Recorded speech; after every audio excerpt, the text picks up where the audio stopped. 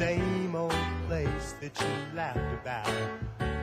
Well, the names have all changed since you hung around. But those Yeah, there's no doubt about it. The names have changed since the last time we spoke, and the names just keep changing for your Tampa Bay Buccaneers. Welcome to A Few Extra Bucks, our podcast here on pewterpirates.com. Roy Cummings, I have missed you, my friend. How are you? I'm good, my friend. And okay, here's some Roy Cummings trivia. It's really not Roy Cummings trivia. It's pop culture trivia. John Sebastian, the singer of that song, was the opening act for Steve Martin back in the 70s when Steve Martin was hot. Wow. Now, some of our listeners may not remember Steve Martin. Steve Martin was the funniest comedian on the planet back in the 70s. Maybe not as funny as Richard Pryor, but he had an act, and everybody loved it. And I saw him at the Lakeland Civic Center, and John Sebastian singing Welcome Back, Kotter was the opening act for Steve Martin. So there's some trivia. You know, you don't get this stuff on every podcast that you listen to, guys. I was going to say, that's the kind of stuff we miss. Exactly. You don't get that stuff everywhere. I don't know what podcast you're going to get, certainly locally, where somebody's going to explain that to you. It may be worthless information, but it's all accurate, and it's good fun. And that's Justin Thomas, our producer. Justin, please tell me you've heard of Steve Martin. Oh, of course. I was going to say, who hasn't heard of Steve Martin? That's depressing, whoever hasn't. All right, we'll go next level, though, Roy. Justin, do you know who Horchak is? Sounds familiar, but I'm going to say no.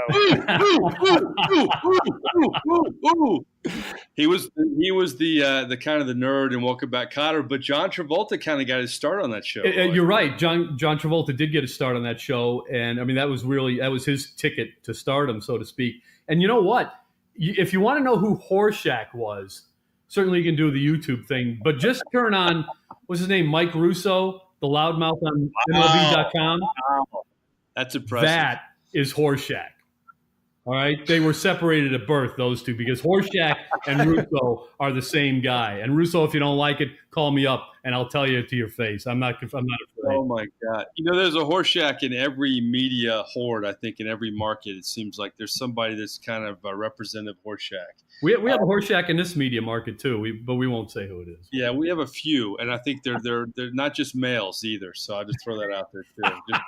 We're letting it fly. We're letting it fly in March Madness edition of A Few Extra Bucks. You know what? I think there's a lot of angry Buccaneer fans, and I'm not just saying Brian Anger, the punter who was released, because all the buzz, what the heck is Jason Light doing? He was letting Kwon Alexander go. He's letting Humphries go. DJax are trading him. I you know what? I'm not a big Jason Light defender, but I will defend him on this. What's he supposed to do, Roy? Sign Kwon Alexander to all this money? I mean, Adam Humphries, God bless him. You know, I wouldn't have signed him for the money Tennessee's paying. And thank God they traded DJax. So I'm not really anti-Jason Light right now. No, I'm not anti-Jason Light either. I'm not. I believe he's actually done a pretty good job of building a football team here because look at the players they're getting rid of, guys. People are upset that you lost Kwon Alexander, rightfully so. People are upset that you lost Adam Humphries, rightfully so. Well, guess what? Those are Jason Light products. Those are people that he drafted or found, in the case of Adam Humphries, on the street after the draft when nobody thought he could play football and gave a chance to. So, and probably anybody else that they lose going forward are guys that he brought in. So, and they're good football players. You look at the money they're getting, that tells you right there. Now, look, you do overpay in free agency, and the Bucs have lost a couple of players that are, in my opinion, would have made them better. But Jason Light's not making all the calls here. I can tell you right now that unlike the previous regime with Dirk Cutter, Jason Light is getting a little bit more, I'm not going to, I guess help is the word, but a little bit more advice, a little bit more push, certainly a little more push back and a little more guidance on just who the Buccaneers are keeping, getting rid of, or bringing in. And, in this case, look, I think the organization, clearly they wanted Kwon Alexander back. They offered him a contract. They wanted Adam Humphries back at a price. When you go beyond the price, when you're in the cap situation the Buccaneers are in, you got a chance to lose a guy. So we'll see what happens. You know what? We'll see what happens with Adam Humphries without Jameis Winston. How many times you heard anybody say that? Adam Humphries is a good football player. How good is he without Jameis Winston? We'll find out in Tennessee. I haven't heard anybody say that. That's why we bring you to the table, my friend. And, this is an example. I just listed 3 players, Adam Humphries, DeSean Jackson, and Kwon Alexander. This is an example of why you believe absolutely positively nothing from coaches and general managers at the Combine. First, let's bring in Bruce Arians on DeSean Jackson at the Combine. We had a long sit down. From my perspective, I thought it couldn't have been any better. You'd have to talk to DeSean to find out what his perspective is, but I thought it was great. Look forward to working with him. All right, let's go to Jason Light on DeSean Jackson just a few weeks ago at the Combine. DeSean's been a great player in this league for a long time, and we like speed. Bruce loves speed, and he fits the bill there. He hasn't lost a step last I looked, and so ideally would love to have an opportunity to see what we can do to keep all of our good players. Now, to be fair, I know they have to kind of have the middle ground there. They can't reveal their cards, and to also be fair, I'm not ripping Bruce Arians and Jason Light. Every head coach and every general manager does this. But I think the one person who's been honest the whole time, Roy, is DeSean Jackson. His Instagram post, I didn't really understand anything he said, but he couldn't have been happier to get out of the BUCS and go into the Eagles, his former city where he, of course, came into the league. That guy was never happy here, I don't think. Not much at all. No, he was happy when he signed his contract. It was all downhill after that, unfortunately, which, you know what? I hope Buccaneers fans, and I'm not saying that the Buccaneers are sitting out free agency, necessarily. I don't think that's the case. They don't have a lot of money to play in free agency right now, so I don't think they're going to do anything real special. Signings like Deion Buchanan, the new punter, is about kind of what I expect them to do. But what I hope fans are beginning to realize is, because we hear this every year at this time, go out and get players. Go out and get this guy. Go out and get that guy. Pay whatever it takes. Don't let him leave town. Don't let him leave the building. Sign that guy. Sign this guy. Nobody, gentlemen, nobody complained. You can go down the list of free agents.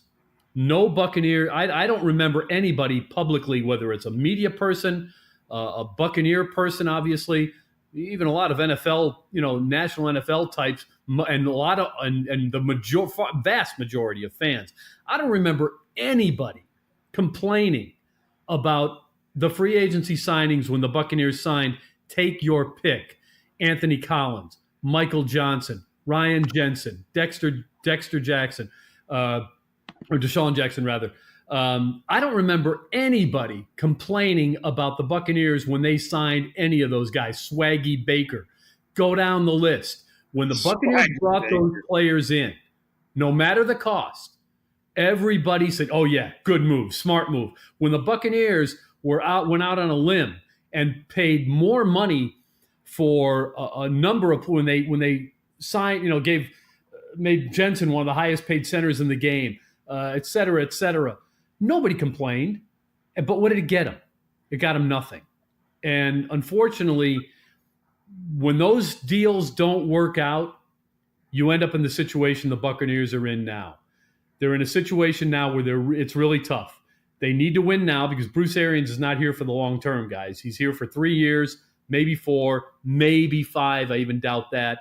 But we're talking somewhere like 3 years. Buccaneers need to win now, get to the playoffs, build themselves into a playoff team, get better. The problem is, all of a sudden, they don't have the cap room necessarily to go play in free agency. So, and they don't have enough really to keep some of their own best players, like Kwon Alexander, Adam Humphries. They don't have enough money to go out and pay players who are better. So now they've got to, what are they going to do? I don't know. I think they're in one of the toughest spots as an organization that they've ever been in. So that's my little rant on free agency. But in terms of what you're saying about DeSean Jackson, you're right. He was honest from the moment he got here. He was honest when he didn't like it here. He was honest when he got here and liked the money. He was honest about not really wanting to work very hard. The Buccaneers got exactly what they bought with DeSean Jackson, but they bought it because they thought they were that player away from being a playoff team, and that's why they did it. And unfortunately, when you miss the playoffs, when you think you're just a free agent or two away from being a playoff team, you end up where they are now, which is far from a playoff team and trying to somehow make yourself into one without a whole lot of money to do it. If Bruce Arians is here for 5 years, I'll start DVRing The Bachelor, and you can pop quiz me every Tuesday when it's over, Roy. By the way, tonight is a big finale for The Bachelor. You've missed one of the most dramatic seasons ever for The Bachelor. Oh, no, wait, my friend. I saw enough of your boy. What's his name? Colton? Colton Underwood, former tight end. All right, former tight end acts like I don't want to even compare him to anybody to offend anybody. I think he's I saw one episode with my girlfriend and that was enough. I was one and done because that guy, don't get me started on. I don't even want to stain this podcast with my thoughts on that, but we'll move on. Here's my thing.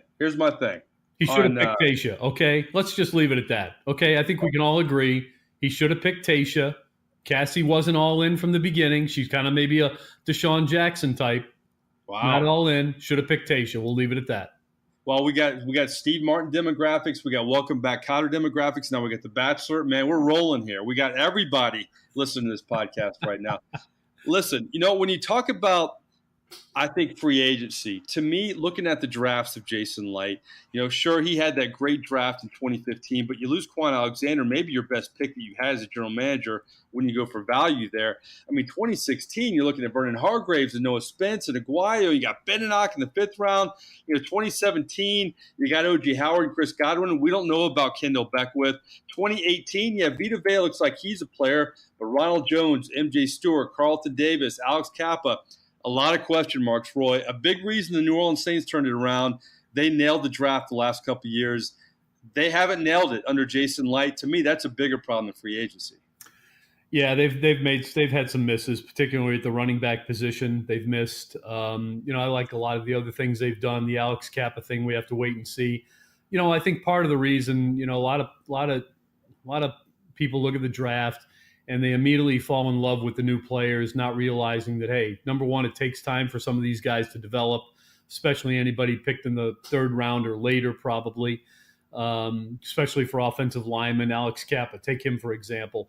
A lot of people fell in love with Alex Kappa. They thought he was the second coming of Ali Marpet, because he was small school guy, guard, the whole bit, it all fit. But at the end of the day, Alex Kappa last year didn't prove to be even better than Caleb Beninock. That's why he couldn't get on the field on a Sunday. So you're right. It has not been a great draft record for Jason Light. I hope that with Bruce Arians around, maybe he makes some better picks. I think Jason Light has made some very good picks.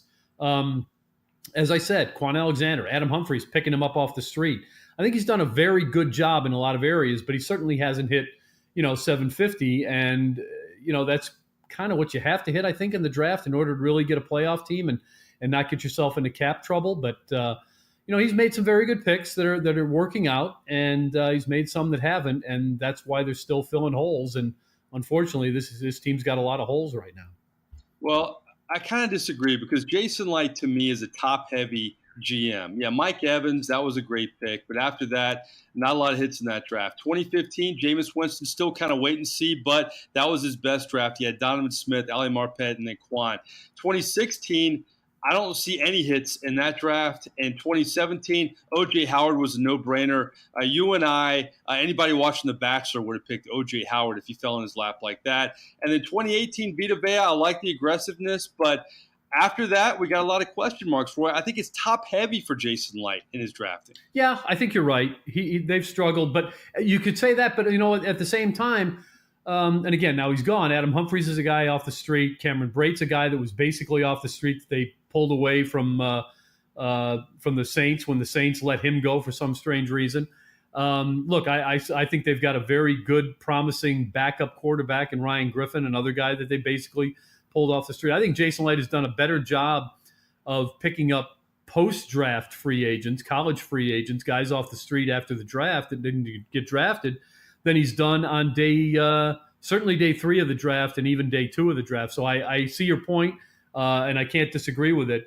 But I think when you look at the draft, as they say, you do have to look beyond just the draft itself, and you have to look at the players that are brought in off the street as rookie free agents, guys that they bring in on tryout basis, because he's had some hits there, those are guys that help your team get better too. He's top heavy, he's bottom heavy, but the middle has been pretty ugly for Jason Light. Let's talk about Kwon Alexander. I think that you could make a case where he's Jason Light's best draft pick. I know Donovan Smith and Ali Marpet have been steady, more than steady sometimes. But Kwon Alexander, everybody calls him the heartbeat of this Bucs defense, and we'll use past tense now. And Jason Light even used that expression recently at the Combine. But here's what he had to say at the Combine about the prospects of keeping Kwon Alexander. We've had several talks throughout the course of this, dating back to last offseason, and I think now we'll just have to see what the market is and take it from there. We certainly value him, though, and I'm not trying to say that we don't value him. So we do value him. We just have to come together and figure out what that is, and hopefully we can get something done. All right, I'm going to be fair to Jason Light. I don't think he should have a job. He brought in Bruce Arians. I think that's why he still has a job. But to be fair to him, the Niners paid way too much for Kwon Alexander. They couldn't compete with that, Roy. Yeah, you think? Yeah, they did. I'll tell you what, I like what John Lynch is doing as a general manager in San Francisco. But in this case, I think he may have overpaid. Now, John Lynch knows Kwon Alexander. All right, he watched him develop before he became general manager. He spent an awful lot of time here in Tampa watching the Buccaneers on tape. As in his role as a Fox Sports analyst. So he knows the player. But yeah, he overpaid, I think. And you know what? My guess is they're pretty confident that he's going to live up to the contract. That's really the key, is does the player live up to the contract? They're not paying Kwon Alexander on what he's done prior. They're paying Kwon Alexander for what they think he's going to do. And in that regard, I can see why they would pay the money they paid. It does seem like it a lot. I agree that they overpaid, but look, I think all of us would also agree that Kwon Alexander has the ability to play to the level of that contract, particularly if he's in the right system and got good players around him. So look, he's a heart and soul guy. Yeah. I mean, he could become a star in San Francisco. He was a star here, and virtually an NFL star, because he's got some charisma, he's got some savvy. So he's a guy that I think he'll play into the contract. I mean, for his sake, I hope he does. It's unfortunate though, but this is one of those cases where the Bucs. My guess is they had a price, and if he exceeded that price, he wasn't going to be part of the team, because I'm pretty sure that the Buccaneers, not the Buccaneers, but I'm pretty sure that Kwon Alexander was going to go back to the Buccaneers and say, "Look, this is what I've got. Can you match it?" And the Bucs just at the end of the day had to say, "No, we can't do it."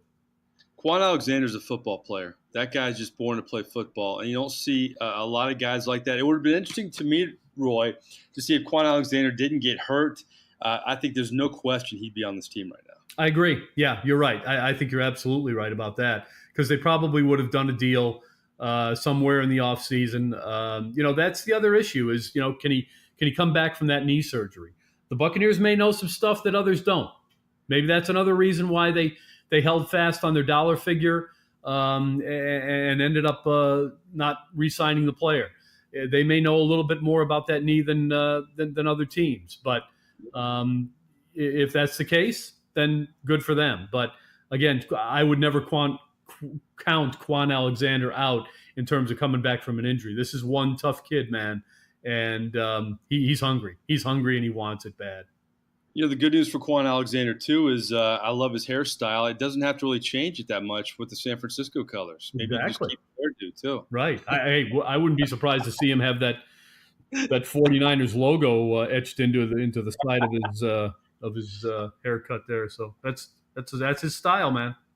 I have nothing bad to say about Kwon Alexander. Always approachable from a media standpoint, and to me, he's a guy that really always wants to get better, has a real passion for playing football, so you got to appreciate that. Let's talk about the quarterback position. Ryan Griffin has been brought back, still has not played one snap in the regular season, but I thought that was a good move by the Bucs, and to me, it shows that Ryan Fitzpatrick's days are probably gone here. Yeah, well, look, for sure that Bruce Arians doesn't want a quarterback controversy. You've heard him say it.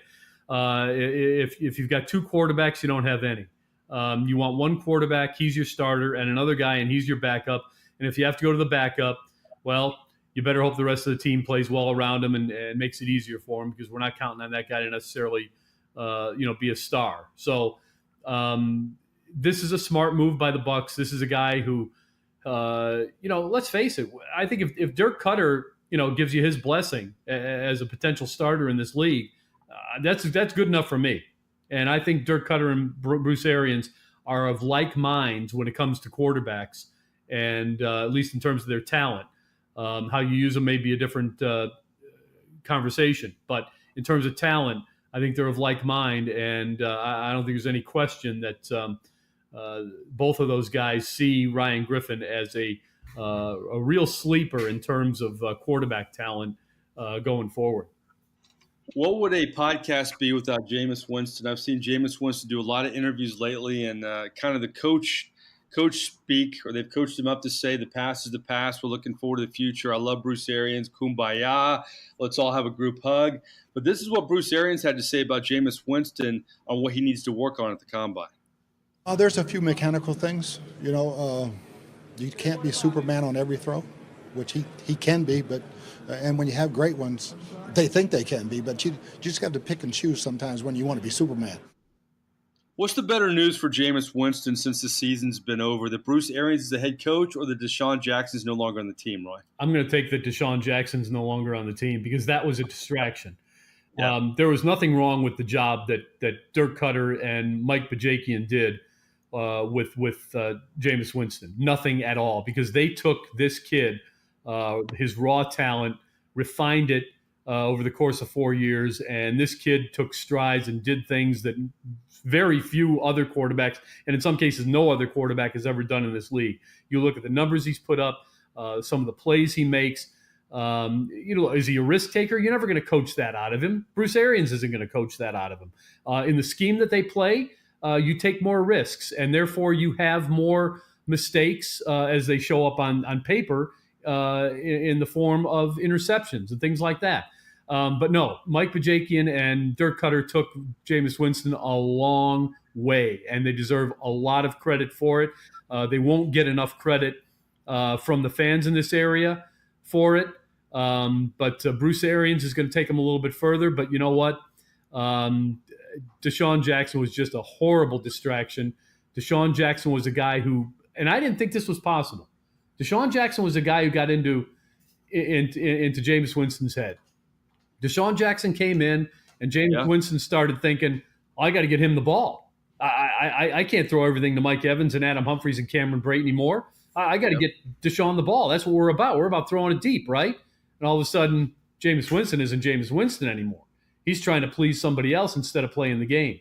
Jameis Winston will be a much better quarterback without Deshaun Jackson than a lot of quarterbacks would be with him. Okay, let's go to special teams before 3 and out. Brian Anger let go by the Buccaneers. They're looking for a new punter. And, there's a guy by the name of Matt Bryant out there. I know Santos had his moments down the stretch, but can you address Anger, and should the Bucs bring in some competition for Cairo Santos? Because I think they should. Well, they do have some competition for Cairo Santos. They brought in a kid from Denmark who I'm in love with, okay, because he's from Denmark. I'm Danish, so he's from Denmark, so we love him. Jeez. So they've got some competition there, but I do think they should, if they can. If you can sign Matt Bryant, bring in Matt Bryant. Now, again, that may be something they do late in free agency. He's coming off a bit of an injury too. I think that's a move they want to make. The Buccaneers do have a punter. They brought in the kid from San Francisco. It's almost like the Bucs traded Kwon Alexander for a punter who finished, 24th in net punting average last year, just ahead of the Brian Anger, who finished 25th. So you know what? They got better. Yeah, my whole thing with Matt Bryant is if Matt Bryant just comes into the Bucs and the Bucs win, Matt Bryant, to me, he's got to go out after that. I mean, that you got the Matt Bryant curse, and then he comes back. I mean, we'll see what happens there. Santos was kind of up and down. I think you got to look at more options there. Maybe your Denmark kicker. We'll see what happens. But Justin, you know what time it is, right? I do.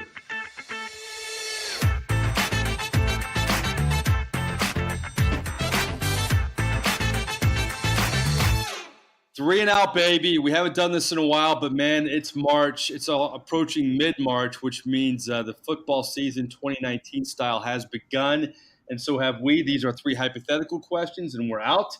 Number 1 in our 3 and out. Roy, I want to ask you this, and Justin, I'm going to have Justin go first. That's the way we're going to do this, right? Justin first, then Roy? Sure. Okay. Everybody talks about the draft. Everybody talks about free agency.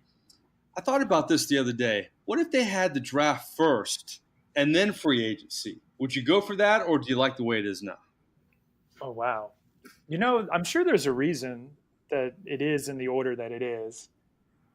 But to me, I don't know. It kind of makes more sense to have the draft first, see who you're able to get, and then fill up the needs from that point. But I guess people do it the way it is now, just the opposite.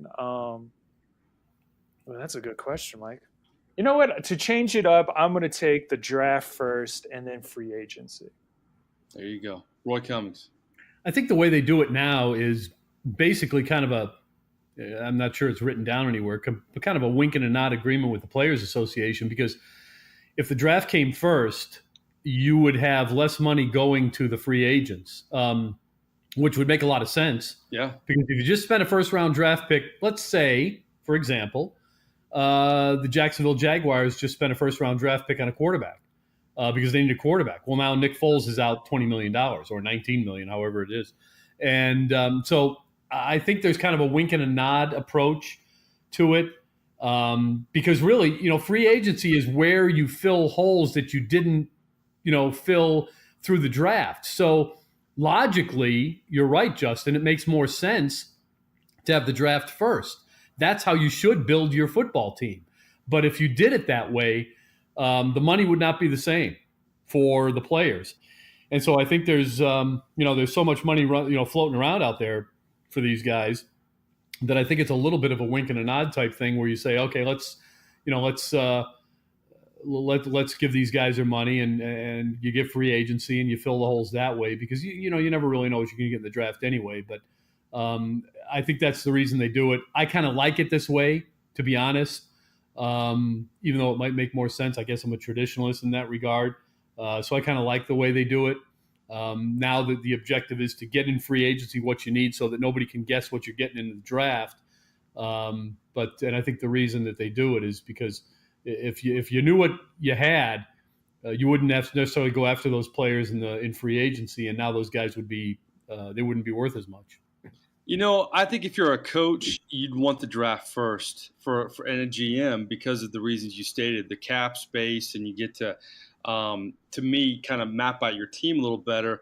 I would like the draft first and then free agency because I think to me the draft has so much before it, man. Enough already. It's like I'm glad they moved up signing day a little bit because it was just so much before signing day.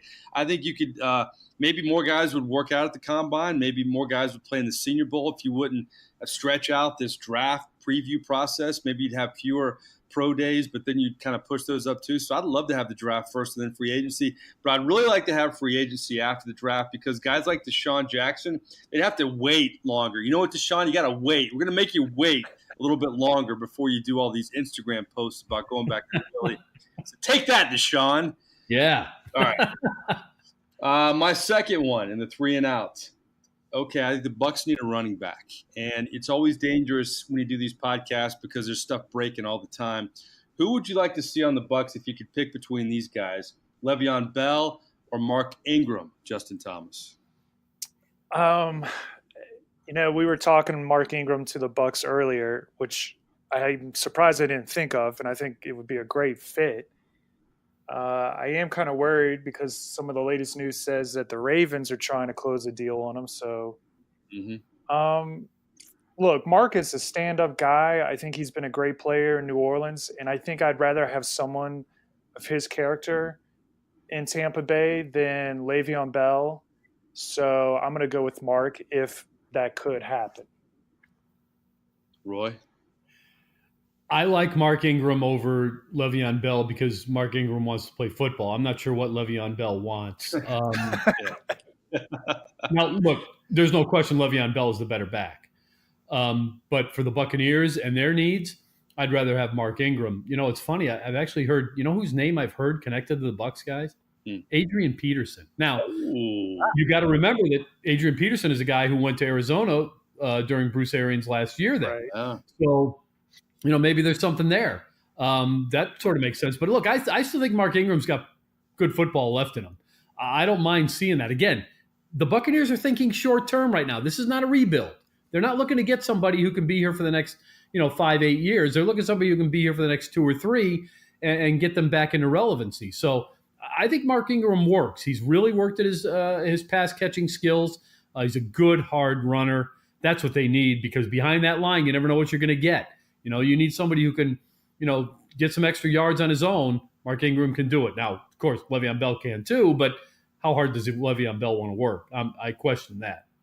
I think Le'Veon Bell's better than Mark Ingram, but I want Mark Ingram for a few reasons. I want to be kind of funny, keeping Peyton Barber. They got the whole Alabama-Auburn thing going on there in the backfield. I think Mark Ingram has a lot of tread still left on the tires. I mean, he had the 4-game suspension last year, and he had Alvin Kamara that he's been sharing carries with for a couple of years. And frankly, early in his career, he shared carries with guys like Pierre Thomas in New Orleans. So I think he's young for his age in terms of being a running back. He's a great locker room guy. And I also think if he had more of a chance in an offense, he had some great seasons in New Orleans when he was kind of the main guy. He's like a lot of running backs. If he gets the reps and gets in the rhythm, he could be really good. So great locker room guy. I think he'd help a guy like Ronald Jones a little bit. I think he'd work with Peyton Barber. There wouldn't be a lot of ego back there. And he'd be great for this locker room. I think he would, obviously Jameis Winston needs some help in the running game. And I think Mark Ingram would be the perfect guy to help in that area. All right, our last one.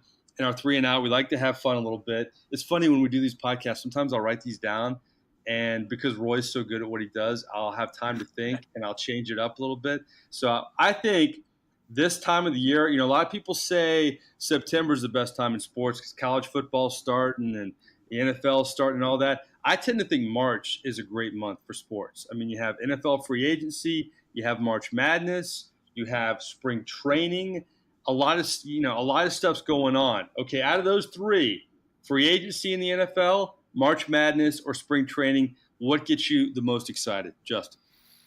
Oh, well, that's easy. I don't follow baseball. I'm not into college basketball. So, wow. Gee, I wonder what it is. Free agency. Yep. NFL always wins. All right, Roy, what you got? You know what? For me, it's always been spring training. Baseball, first love. And so spring training for sure. Absolutely love it. March Madness would be second because I just, who doesn't love the tournament, especially if you can get into a pool with some buddies and stuff. And, you suddenly you start rooting for teams that you never heard of before and players you don't know anything about. NFL free agency is just it's just a nightmare. It's just a nightmare. And then look, okay, let me complain a little bit, I guess. When you live our lifestyle, and what NFL free agency means is you can never really sleep at night because you might go to bed, at 1 or 2 o'clock in the morning thinking, okay, nothing's going to happen tonight. Right. And then, just as we saw last weekend, all of a sudden Antonio Brown is traded / not traded to Buffalo overnight at 4 o'clock in the morning. So the last thing you want to do during free agency is wake up and see that, something on your beat happened because somebody cut a deal at, 5 a.m. It's a miserable time for reporters. I know fans love it, but at the end of the day, I've always thought it's overrated, and the Buccaneers are the perfect proof of that.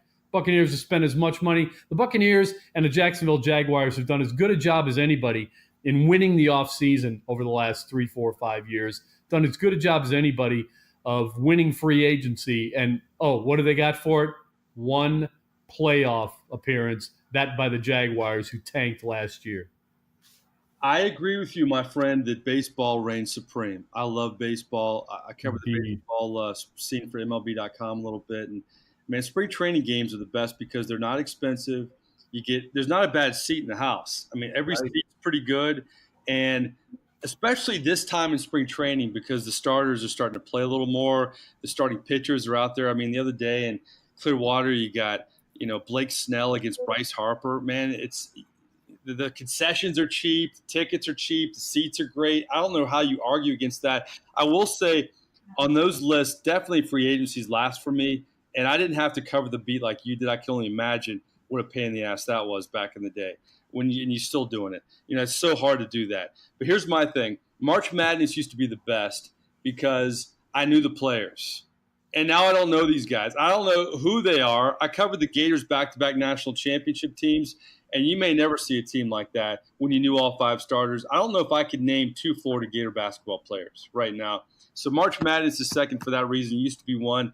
But yeah, I go spring training, I go March Madness, and then free agency. So that's kind of how it works out. Well, listen, guys, like riding a bike, like I said, back in business. We're going to be with you Bucks fans throughout free agency, throughout the draft, throughout the entire offseason. We look forward to bringing you all types of great coverage. So please subscribe to pewterpirates.com. Please listen to us on iTunes. Check us out on YouTube. We're on Podbean. And tell your friends and everybody else as well. But for Justin Thomas, our esteemed producer, for my main man Roy Cummings, my co-host, I am Mike Nabors. We will see you next time.